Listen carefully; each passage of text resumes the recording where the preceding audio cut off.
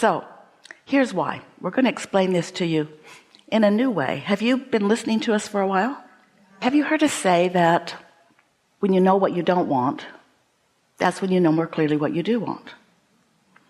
And have you heard us say that step one is sifting and sorting through the variety that surrounds you, and really when you know what you don't want, you send off a rocket of what you do want? Sound familiar? So now we want to explain this to you in a more powerful way. You've also heard us say that every subject is two subjects. It's like picking up a stick, a subject stick, the money stick, or the lover stick, or the whatever label you want to put on it, stick. And this stick has two ends on it. One end is what you want, and the other end is the absence of what you want. That's all. It's what you want or the absence of what you want. And here's the thing that we really want you to hear. We've told it to you in other ways, but you're going to hear it more clearly here today. And it will dovetail into this right and wrong, good and bad truth thing that we're really wanting you to hear. Because this will set you free of all the things that have been confounding you. Really, it will. So let's say that something's going on. Let's say that you went to the mailbox and you got your mail, and bad news is there. Either something you expected isn't there, or something you didn't want is there. And you feel very strong negative emotion because you're actually unstable in your financial footing. You're fearful. Maybe your job isn't supporting you the way you want it to. Maybe your job is not even existing right now. Doesn't matter what the details of it are, but let's say, so you pick up the stick that says money or financial well-being, and you're focused on the, oh my God, what am I going to do, end of the stick. You feel it very strong.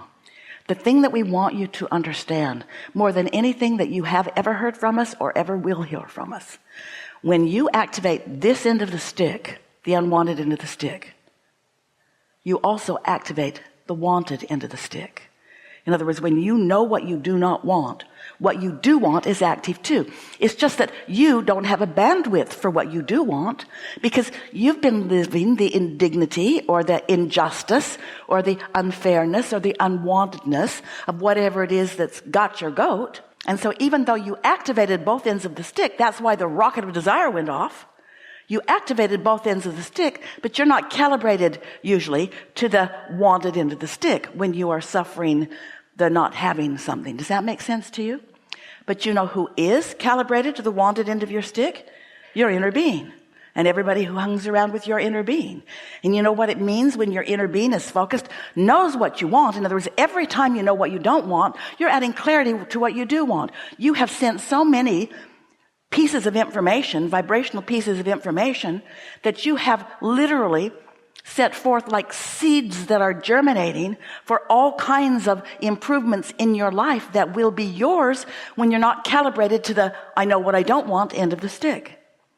You've done such a good job of launching these rockets of desire, and your inner being is so fervent and so practiced and so expert and so vibrationally tuned, so calibrated to your success and to your improvement, because that's how the whole world works, that there is a veritable fortune of abundance on all subjects that you care about, that your inner being is tending for your readiness, for your improvement on your bandwidth to receive it.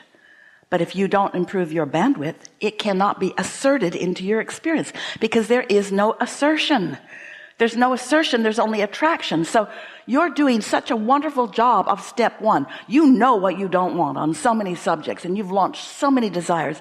And we're not saying that you don't also know what you do want, but friends, most people are not vibrationally oriented to what they do want. Most are knowing what they don't want and believing that it takes hard work and suffering and a lot of people getting together and probably a whole lot of money and influence to get other people to behave so that I can feel better.